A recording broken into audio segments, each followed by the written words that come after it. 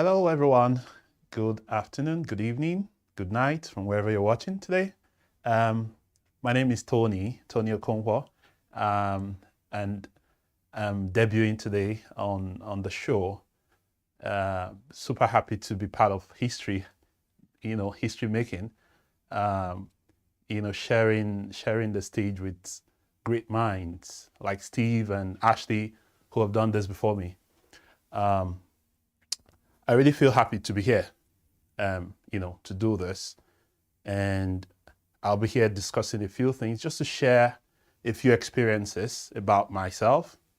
And then we reflect together really on a couple of business tips, if you will, life events, things that could improve us. And I'll be super happy to take your comments if you have any.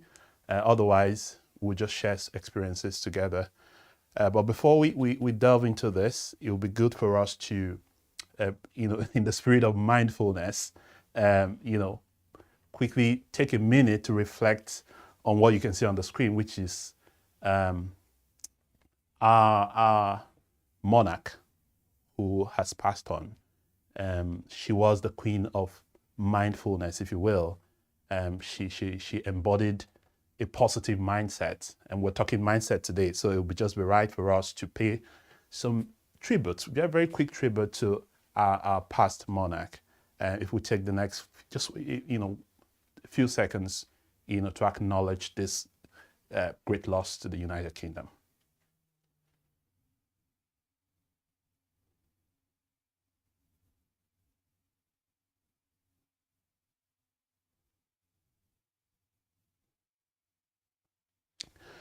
So thank you very much for joining me with that one quick tribute to the Queen. And in same light, may God save the King. We have a new King, and that's our reality in the United Kingdom at the moment, and in the world as well. So I thought to use this opportunity to quickly pay homage to the Queen, whom actually has been our own signal or an epitome of longevity, if you will.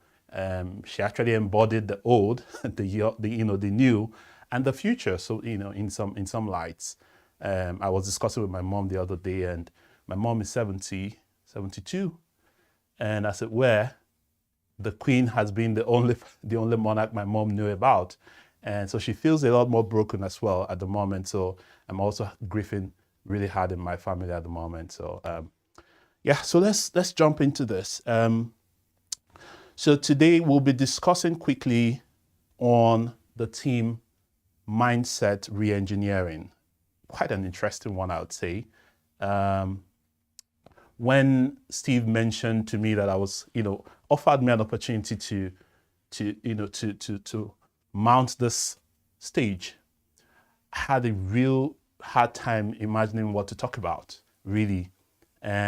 Because I know the platform has to do with, providing business education, free business education for people around the world, tips on improving yourselves, improving ourselves, getting better as people, embodying growth, if you will. It was really difficult to come to a point to say, okay, where do we start this series? Because this is going to be a series of communication, of engagement, of learning from ourselves, right? Where do we start with these communications? And I felt like, okay, we could have all the resources we need, we could have all the capabilities we need, capacity, but what really is that distinguishing factor in our lives, in our engagements? And I felt like, for me as a person, because I wanted to get really personal here, sharing my life experiences, and because I feel that that's the way we can improve as people, if we get to really be authentic and share our experiences, bad times and good times alike. And I felt like that for me, the key thing that has distinguished me is mindset. I've never been the best going into anything. Interestingly, that's strange to hear, right? Well, that's the truth. I've never been the best going into anything, but with the right mindset, with the right work, with the right disposition, I have come out, doing well for myself. So I felt like, okay, why don't we start from there? Let's really, till the soil and talk about what we think is the basics of driving growth in anything we do. So we'll be looking over the next couple of minutes. We'll be reflecting on mindset re-engineering. So the goal here is to imagine that we are in a mindset already. How can we re-engineer that mindset into where we want to be, into a positive mindset, into a growth mindset, and so on. So just a little bit about myself. I usually like to describe myself as a man of many facets, but just very quickly, I just finished my MBA in January, and I'd like to say that the MBA actually did change my life. It was kind of a transformation happened in my life. The way I think, the way I behave, everything, pretty much changed. And it was another testament of what can happen with a positive mindset, because I went into the MBA at the very lowest edge of my life. I was at the lowest part of what low can be. If there was anything lower than low, I guess that was what I was at the moment. But I went into the MBA and I came out really successful. Beyond the academics, the distinction, the top of class award, for me, the most important thing was the transformation and the growth in mindset, in disposition. So that's the latest in my cabinet, in my trophy cabinet, if you will. And then just after that, I have 2 kids. I'm a dad of 2 kids, 2 lovelies. You can imagine how much work they are. So that's part of what makes me busy every day. And then the next picture there is me as an entrepreneur. I was presenting, actually pitching to a Dragon's Den-like kind of, panel. So I've done a couple of that in the past, trying to ideate and bring ideas to life and create something. And then the other part there shows me at Hadrian's Wall in the Northumberland area of the Northeast. So again, I'm a lover of nature. I like to, I love green grasses. I love anything nature, air, walking.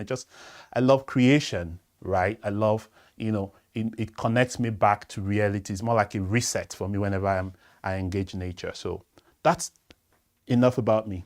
So today, like I said, we're going to be talking about mindset. Quite an interesting one, to reflect upon. And just a quick caveat here.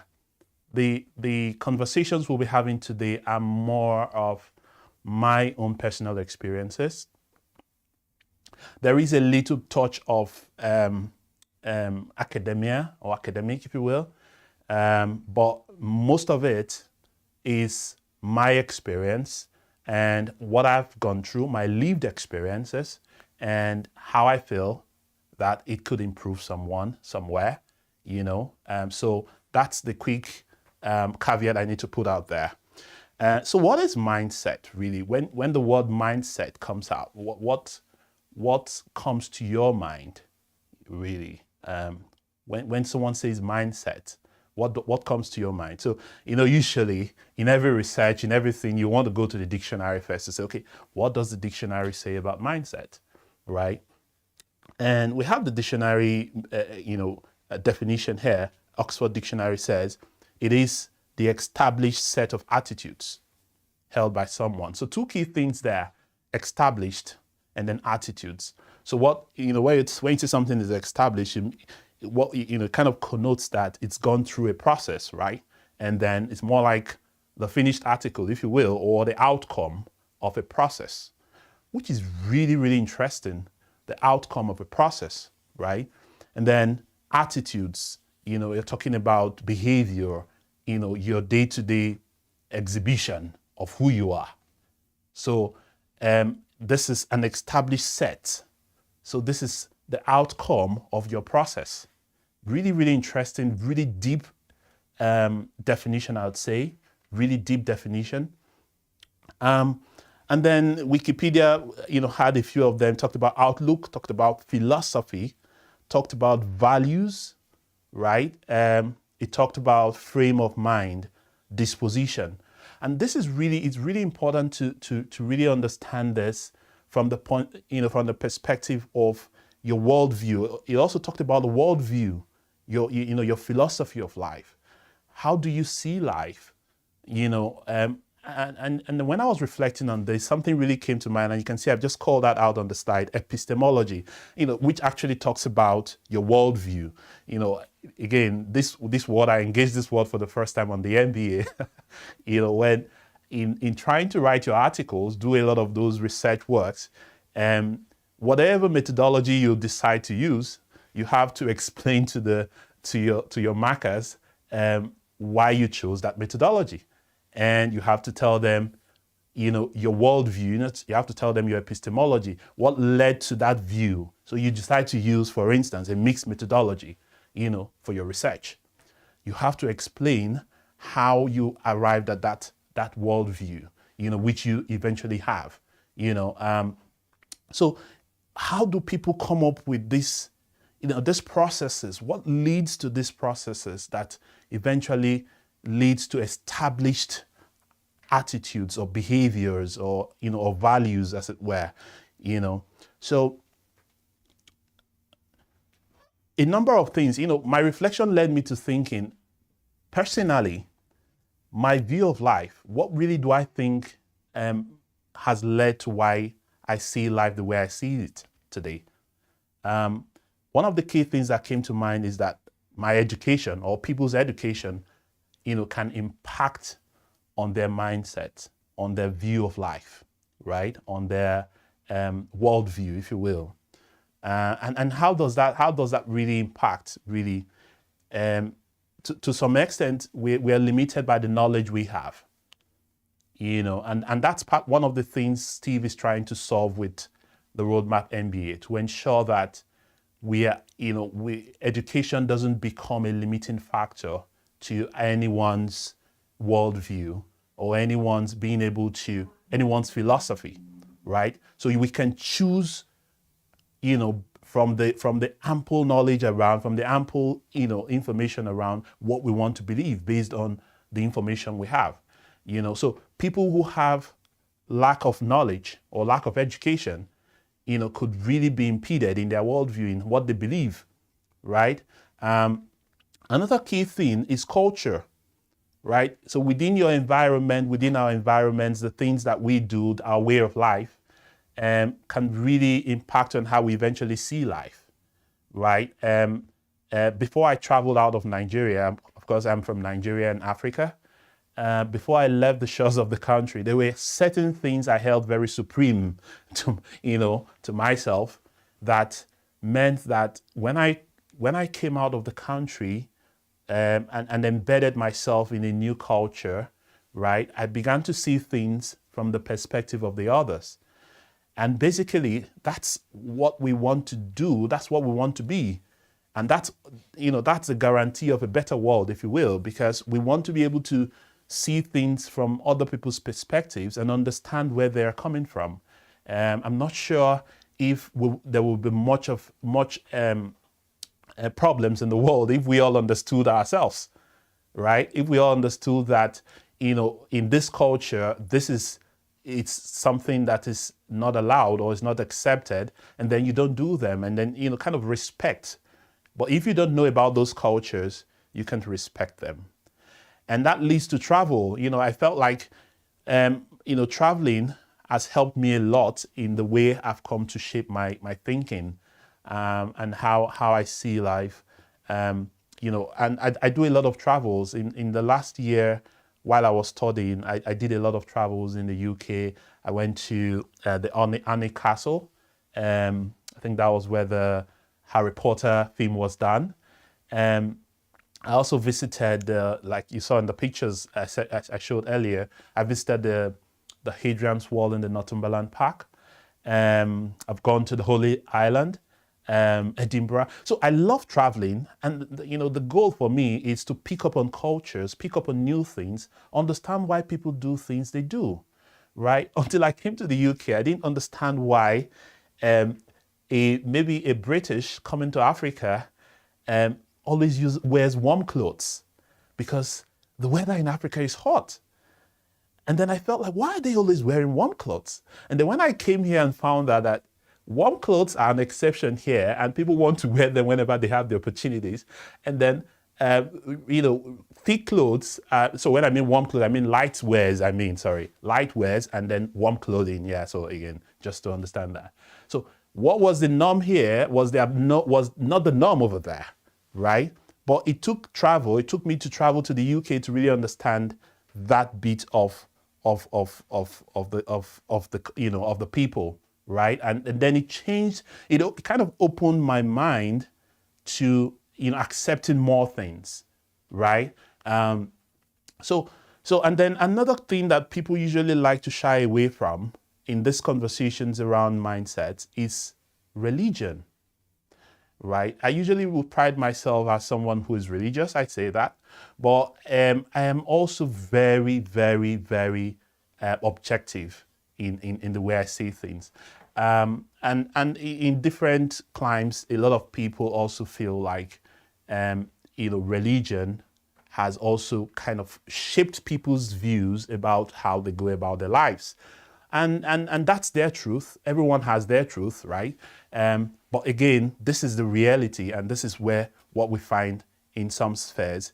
There could be many other things that influences. If you have anything on the I can see a medium. Thank you very much. If you have any other things that you feel have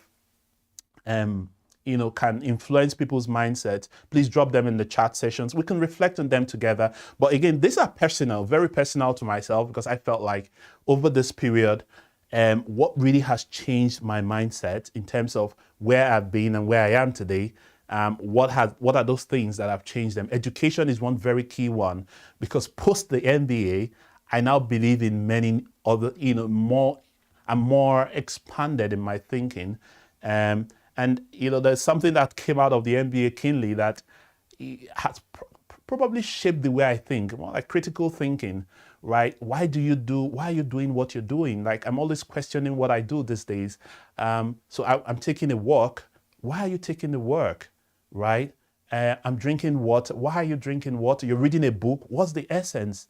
And this was a key part of the MBA program we had, right? Where, we were trained to really engage with what you do and, kind of critically engage with it, to ask yourself, why are you doing what you do?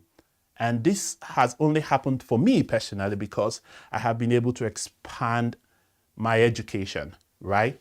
And this is part of the things, and that's one of the reasons I'm really, really excited about what Steve is doing with Roadmap MBA, because this is proliferation of education, if you will. So anyone can have access to education. And Steve always talks about money should not be an impediment to knowledge, right? So let's move on very quickly. What kind of mindset do you have? And this is really an interesting question to say. And interestingly, a couple of reflections came out of this slide when I was preparing it. What kind of mindset do we have? And something came up to mind when I put up this slide and I was reflecting on it this afternoon. The key thing that came to mind was that I'm not sure it is, the right thing here is an either or, right? So there is a growth mindset, there is a fixed mindset. And I thought to think about it come to think of it. Are there areas where it's important, maybe areas of one's life where it is good to have some form of fixed mindset about it? Is there any benefit to fixed mindset? Or should we always have growth mindset? An analogy came to mind, talking about core and flexible values, for instance. So this is just very raw reflection, raw thinking, and we can eventually come to a conclusion together, But this is my thinking process to say, in value systems, people have core values and variable values. So you have some values that are non-negotiable, right? For instance, in your business, you are, as a businessman, have decided that irrespective of what the economy brings or what happens, there are certain values I hold supreme in my business. And someone could say, oh, that's a fixed mindset about that particular thing, right? And you could say, okay, there's room to grow in how I attend to customers, how I sell, how I do that. And then you have that. So again, it looks like a pendulum, right? Swinging per time to each side. But the point here is that I think, and from my experience, it's important while you're having, a bit of those areas where you're kind of fixed in your thinking, in your values, right? There is more room. There should be more room for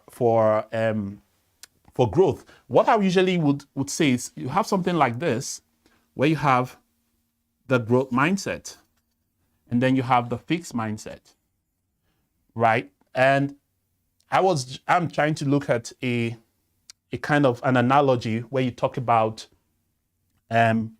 core and flex. Sorry, no, this is flex now. And core, right?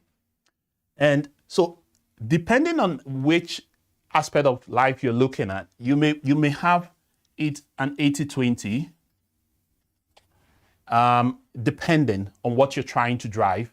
And then from the analogy I'm giving to say, okay, maybe you have some core values and stuff like that. But in terms of what we're trying to look at today, the goal around this whole two distinct types of mindsets is to say one has room, right? And the other is closed, okay? And it's usually important to really ask ourselves, where do we fall in all of this? How do you engage with? So the growth mindset talks about, I can learn anything I want to learn, right? The growth mindset believes that, there are resources online for me to improve myself. There is Roadmap MBA to engage with. There are videos on YouTube. There are tons and tons of materials out there. I can learn whatever I want to learn. But there is also a caveat. And that's where I always still come back to the 20% of the core, right? To say, irrespective of that ability to want to learn anything you want to learn, it's also that point where you look at which ones give you the right value and which ones align with your core value systems, right? So again, it's just me trying to play around with some analogies here, but the growth mindset talks about, what do you want to do? You can do it. You can choose to learn anything you want to learn, as against the other one, the fixed mindset that says, I'm either good or I'm not. So it's usually one or the other. But for the growth mindset, it's always looking for how to grow, how to improve yourself. The growth mindset talks about, when I'm frustrated, I persevere, right? Perseverance. I'm not sure there's any better time to learn the virtue of perseverance, mostly for us in the world now, where we're going through a lot of economic issues, crisis, energy crisis. It would be really unmindful of me not to mention that, right? This is the right time, isn't it, to really begin to re-engage with our mindset, to say, when I'm frustrated, I persevere. And what I usually use to describe this is, you could be, digging a gold mine, and you are just one step away from the gold, and then you stop, right? That could mean that you have to start afresh again. So whenever you find yourself frustrated about whatever you're doing in your job, it happens all the time. In your business, I'm sure Steve knows about that. And then whenever you find yourself in that kind of situation where you're frustrated, I think the thing to ask yourself is, to tell yourself is that the next effort I make or the next step I take could just be my break-even point, or my break-even, my breaking point, right? Where I achieved my aims. And with that in mind, you are able to stay on a little bit further and stay on a little bit further. That way, you are able to still stay on course for success, right? Other than just giving up. Another thing, I want to challenge myself. When I fail, I learn. I'm going to talk about that as we go in. For me, I usually like to describe myself as a failure specialist, right? So I don't know how you want to look at it, but that's me. I am a failure specialist. So whatever I've achieved today, I've failed my way into them. Yeah. And then the growth mindset doesn't believe that you should tell him he has won or he failed or something. He just believes that tell him that he has tried, right? He's tried hard. So the growth mindset believes more in the process, right, than in the outcome. It's beautiful to have good outcomes. Come on. Who doesn't want good outcomes? Who doesn't want to achieve all their goals at the same time? But, that mindset that puts you in the point where, and so if you're in that kind of where you believe in the process more than in the outcome, then you have a growth mindset. And then the growth mindset also is happy about other people's successes, right? If you succeed, then I'm inspired. What it shows is that there is a template. If someone succeeds, you see them as what? As the template for success. And then you can easily look at what they did and see how they put in the work and know that if you applied the template, right, you could, again, be mindful of that word, you could get the success, right? And not being threatened by the person's successes. So a growth mindset is happy for other people's successes, right? And then for the growth mindset, attitude is everything. Attitude is everything. And then for those who, those with a fixed mindset, they believe it's all about capabilities. And this is something as leaders in the workspace, we need to re-emphasize and continue to emphasize this point that success is not determined by capabilities alone. While capabilities are good, and I'm going to talk about that in a model which we're going to look, I'll go a little bit academic. Again, I just had an MBA, so if I don't do that, then I'm sure my teachers will not be happy with me today. So, the question you begin to ask yourself is, and this is something we need to talk to people about, tell our staff, our colleagues, our friends, it's not all about capabilities. It's not all about capabilities. So let's go down. So what I tried to do was to look at, to engage literature really. If you go through an MBA, you really learn how to engage literature. You will love engaging literature. And I found this article really interesting by Hageman Michael. It was an article written in 2020, and they actually developed a model, right? So, in the whole of mindset, where you apply mindset, you're actually driving a change, if you will. You're driving a change. You're trying to grow from, move something from A to B, and then this author, Hageman Michael, actually noted that there are three key things that can, in this model, in this make model, mindset, infrastructure, and capability. But they were talking in the terms of businesses, really. And then just to expand it, we could change infrastructure there to maybe resources, right? So as an individual, maybe you're an individual I'm speaking to, or you're listening, or, you're reflecting with us today, and you're asking yourself, amongst mindset, resources that I have, okay, I have all the money, or I have all the tools I need, and then I have the capabilities to use those tools or resources, which is most important? And these authors are saying mindset is most important. And beyond that, they propounded a formula which really attracted me to say that hard times soft factors gives you results, right? This is really interesting because I'm not sure there could be any harder time than we are in at the moment. But we need to really find a way out of, how we can live above the times, and achieve results and continue to achieve results. So, and another thing to note here is that hard times, soft factors give you results. If you look at the left-hand side of that equation, the two things there, only one is something that falls within our control. And this is something I've learned over the years, to always focus on things that fall within my control, right? I don't go about thinking about what inflation will be tomorrow, because these are macro economic factors, right? But what really I can handle is my response, right, to those macroeconomic factors, or so to say, if you will. So we don't have influence over hard times. hard times will come when they come. And hard times could be anything. It could be you wanting to improve your education. It could be you having a hard time in the office. It could be the energy crisis. Come on, right? It could just be anything. It could be inflation. It could be anything, right? But this author has said that when you have hard times and you mix them with some soft factors, then you would get the results. So I'm leveraging on that to share 8 tips, just 8 tips from my personal perspective, what I have been able to use, I think, to improve on my, sorry, just take some water. What I've been able to use to improve on my mindset and to stay sane, because sometimes it's really difficult to stay sane, stay calm in the face of daunting challenges, right? There's just so much around us.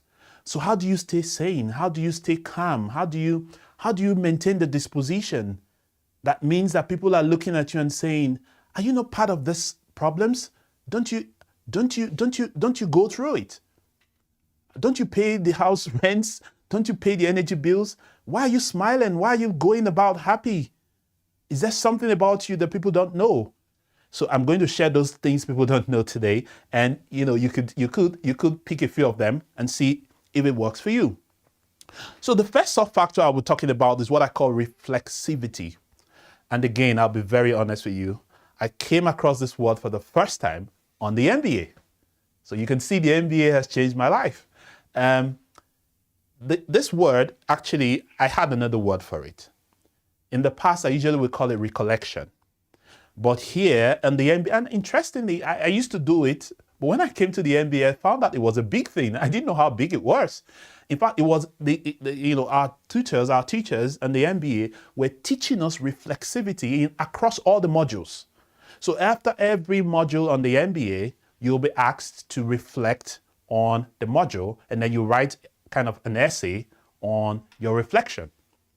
I never knew that reflexivity was a key skill for leaders until I got on the MBA. But this was something I usually do, and I'll be honest, I do it as a form of my spiritual exercises every morning and every evening. So I think this is something that helps you calm the mind. I think there's been a lot of academic writing on reflexivity, reflection, meditation, and the benefits. For me, what I do is the last thing every day and the first thing in the morning. So at the end of every day, I tend to, take a few minutes, less than 5 minutes, to kind of paint a mental picture of what happened that day, right? And the goal is very simple, just a mental picture. Okay, I woke up this morning, I did this. So it's more like milestones, right? Not everything I did, right? Milestones, key activities. And what did I do? I went to this. I was not happy in the boss. What happened? And then I find out, okay, I didn't go with change. So I had to struggle with my notes. Okay, next time go with change. Right? And then I engage on my thoughts at that very high level mental picture. I don't write anything. It's very simple. I do that mental picture of the day, right? And then I immediately imagine what went well and what didn't go well. So for those things that didn't go well, I, just make a mental picture of how do I solve this tomorrow? If it comes up again tomorrow, what do I do, right? To ensure that that doesn't happen again. And then those that went well, how do I sustain it the next time? Mental picture, no writing, no nothing, and I go to bed, right? I found out that over the years, what happens is that I don't get to repeat bad events because I am mindful of them. So when they happen today, and I'll tell you a typical example. So I used to support, back from even when I was in Nigeria, I used to support the Premier League. And I support a football club. I'm not sure I want to mention the name here. And then I found out that each time I watch football, I watch my team play football, and the team lost. I always found that I usually would be very angry. And then, I get very angry with everyone around. And so I had to, so each, at the end of the day, when I'm trying to engage with my emotions myself to say, why were you angry today? I was able to track it down to watching football, right? And that meant I had to really tone down on watching football and probably just watch highlights or stuff like that, just so that while I wanted to do what I wanted to do, I wasn't impeding on other people within the household, right? And then, it made me better. So that's ability to engage with your day means that you can stay on top. Because I think the challenge really with everyone is being in control. We want to be in control. Whenever we are less in control, we feel really agitated. We get really stressed up. In fact, our mental abilities is really hampered when we lose control. It's psychological. When you notice that you don't have control about this thing is going to happen, this thing is going to happen, and then you just, your system breaks down, and then, you're at the mercy of things. But if you are able to get control, take back control, engage with these activities when they happen, reflect on them, what do I do to change this? And then you find yourself becoming a better person. And this is something that business leaders need to learn how to do. Because you can't, and even in project management, we keep talking of lessons learned. Although in project management, we talk about lessons learned. If you're doing the waterfall, you have to wait till the end of the project. Or if you are doing agile, it's kind of iterative. But I think as a business leader, you must engage yourself in something similar to this on a daily basis. Mostly as a small startup, for instance, across key buckets, ask yourself, across the buckets, the key buckets, sales, customer service, finance, just a quick mental picture. What has gone badly today or this week? What can we learn from this? What did we see that we can improve and stuff like that? Excuse me. So, and then we can begin to chart courses for improvements. That way you stay on top of the problems, you have control of your business, and then it improves your mindset, right? Okay, so let's look at sub-factor 2. So having done all that, in fact, this is actually leading, and interestingly, I didn't even see it that way. It's actually, kind of sequential. When you have done this process of reflexivity over a period of time, you begin to put together a few things, a few gaps, a few things you want to improve, right? And then it could be that, why did this happen? Okay, so I went into a meeting that day and then maybe I wasn't contributing properly. The topic they were saying, I was totally lost. That could mean that you need to upskill in that field, right? And then all you need to do is to do what? To set a goal and say, okay, I need to upskill. I need to improve on this. I need to do this, right? And so setting goals as well, becomes something that helps you to stay mindful, to improve your mindset. Because again, remember we talked about the things that influence people's mindset. We talked about education, remember? We talked about culture. We talked about travel. You could even set a travel goal, for instance. And this is something when I moved over to the UK, I found that I've actually not been having a good time in my holidays. I find people around here plan their holidays 2 years ahead of time and travel. And I felt like, what have I been doing? What have I been doing? So I think, and for me, this is telling you my plans. I have set a goal for travel for next year and I'm already planning towards it. So that could be your own target to say, and you haven't done through that reflexivity activities, you say, okay, I need to do this travel, I need to do this upskilling, right? I need to learn this, I need to learn that, and stuff like that. Right, but in setting goals, something I needed to point out was that while you're being optimistic about your goals, also be calculative. Because sometimes we want to do everything, and I've been in that position, and I think I have just started improving. I used to be the one who wants to do everything. I want to change the world. In fact, I want everyone to have £1,000 in their accounts this evening. I want everyone to get stuff. I want to do everything. But I can't do everything, remember, because I'm not superhuman, I'm human. So sometimes we feel we set goals, while they're ambitious, they should be scary at times, but they should be realistic, they should be measurable, they should be specific, right? And then they should be calculative, right? The next soft factor I try to reflect on was about failure. I talked about this earlier on. For me, I usually call myself the failure specialist, and people find it difficult to understand what I mean by that. And it's simple. It's simple. Failure is good, right? You only failed because you tried. You failed because your hands are dirty. If you were sleeping, you won't fail, right? So when the guy comes and say, "Oh, you failed," yes, I failed because I tried.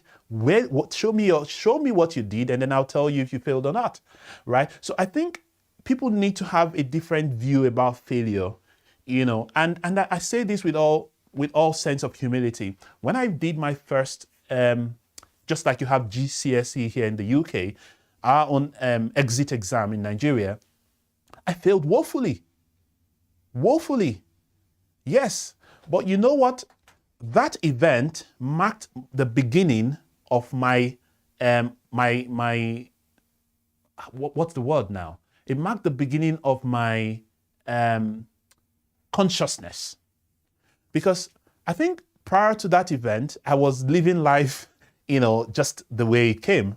But once I failed at that point, it became clear to me that I needed to sit up, right? And then when I took the exams again, you don't want to know what happened. I actually became the best student in the whole school. Now, it all comes back to mindset. I had options, right? I could have decided to just slump back and then that's the end of it, right? But no way. I stood up again. I had a go at it again immediately, and then the result came. So failure is not bad, right? When you fail, you only failed because you tried, right? The question you ask yourself is, did you try enough?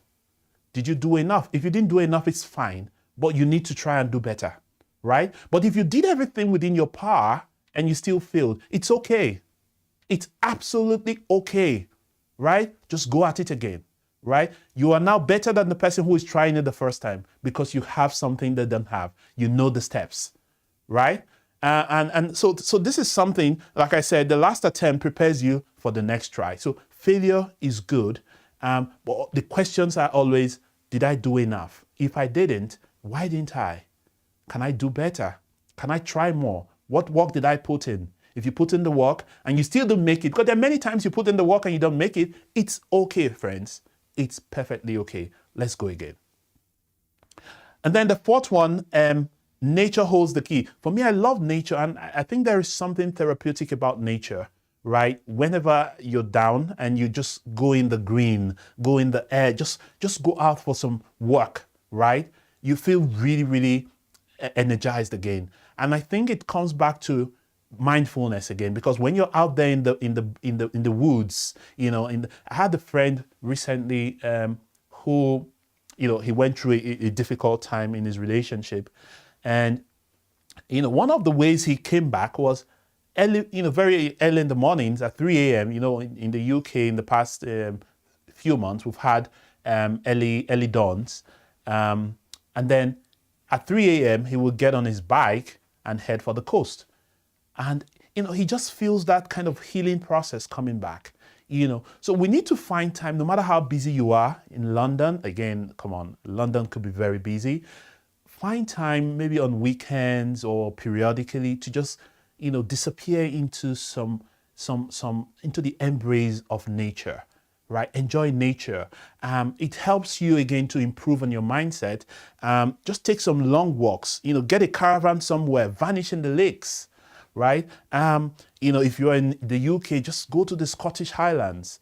You find some really interesting views there that remind you that, there is something special in life. And then, when for people who want to think there is nothing more to fight about, there is a lot to do, right?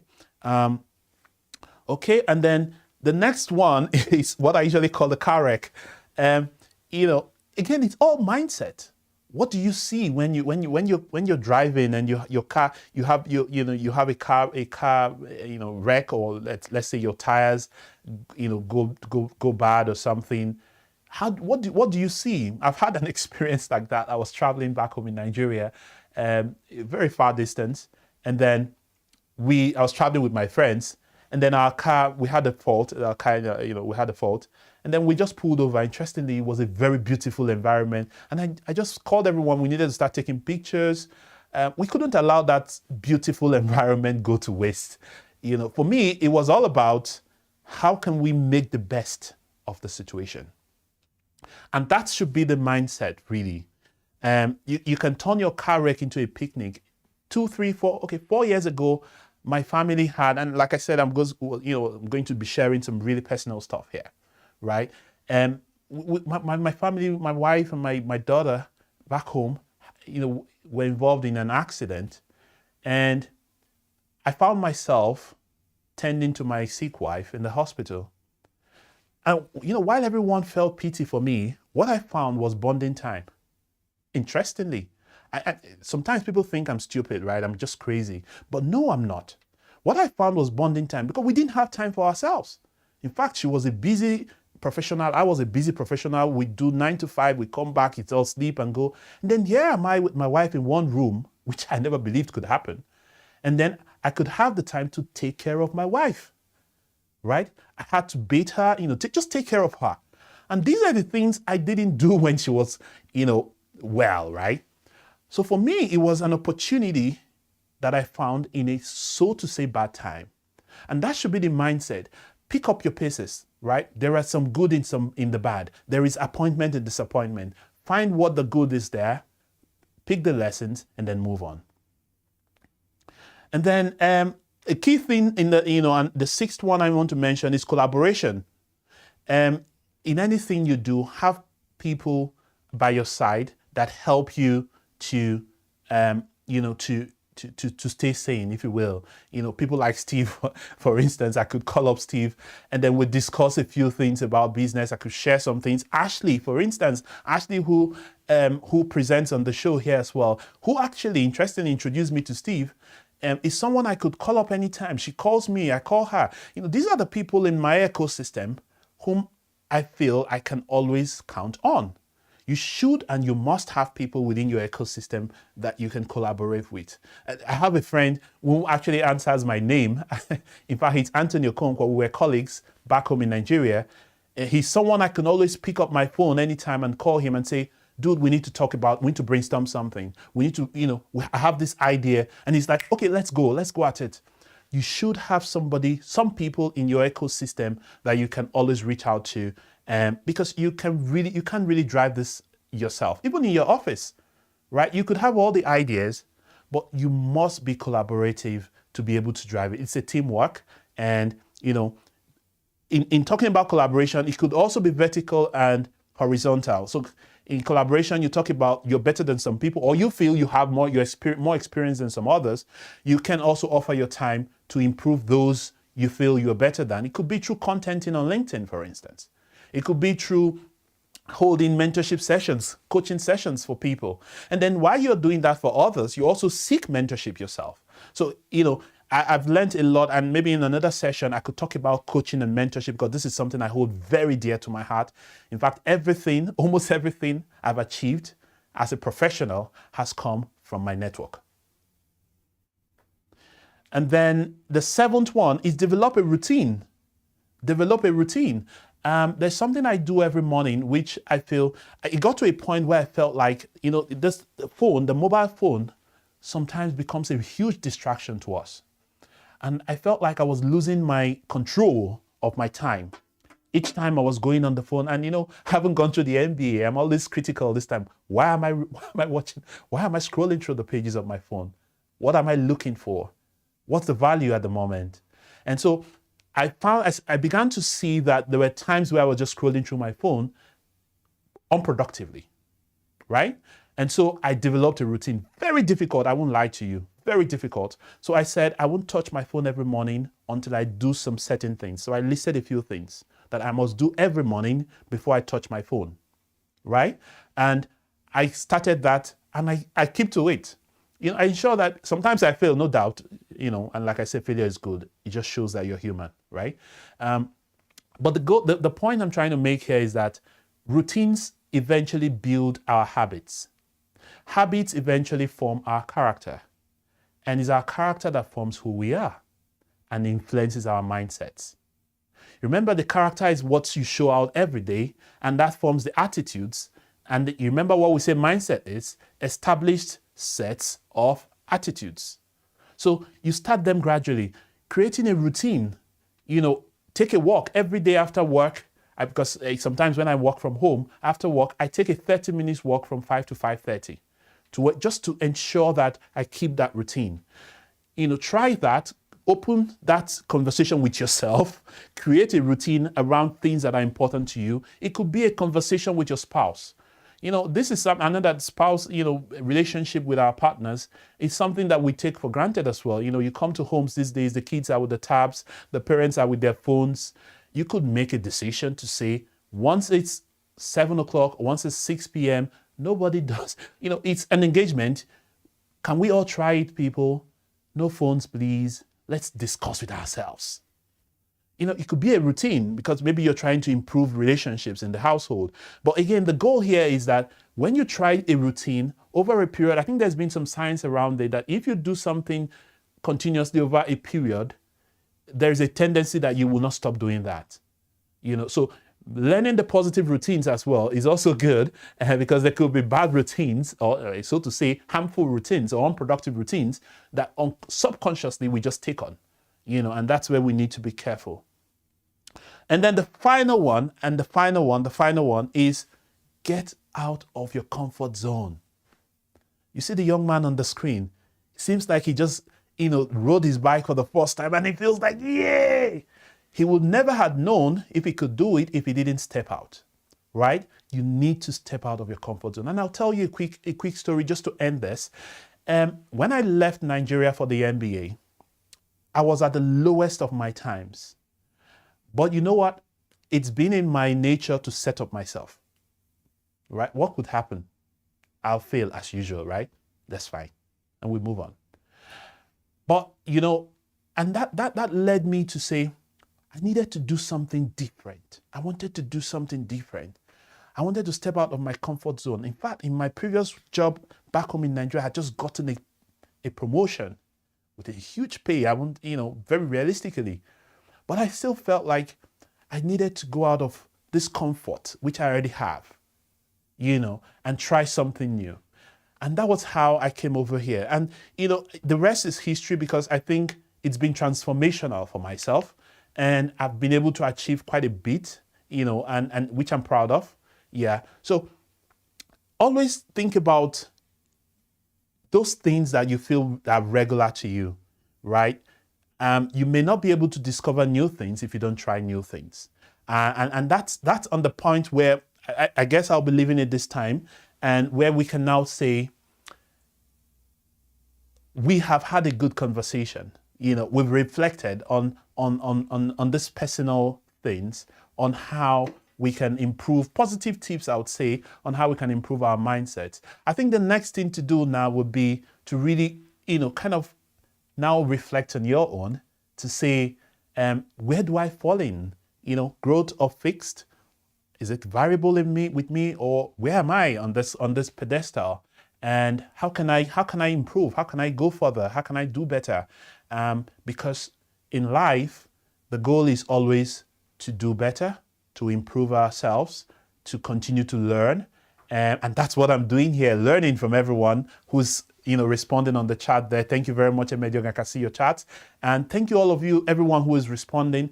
And that's what we're doing. We continue to learn, partnering with Steve, Ashley, and every other person who will grace this platform in the future. We continue to learn and improve ourselves. So hopefully we've been able to share a few tips. For me, I've learned more. Speaking about them, because some of these conversations, I just think about them immediately and I speak about them. That's why it is a reflection. I'm not teaching, I'm just reflecting on a few things. And so hopefully in the next coming sessions, we'll be able to talk a little bit more about other aspects of our lives that we can improve on how we can grow and how we can actually help Steve to meet this goal of reaching 5 billion people. I think it's possible. Thank you very much and have a nice evening.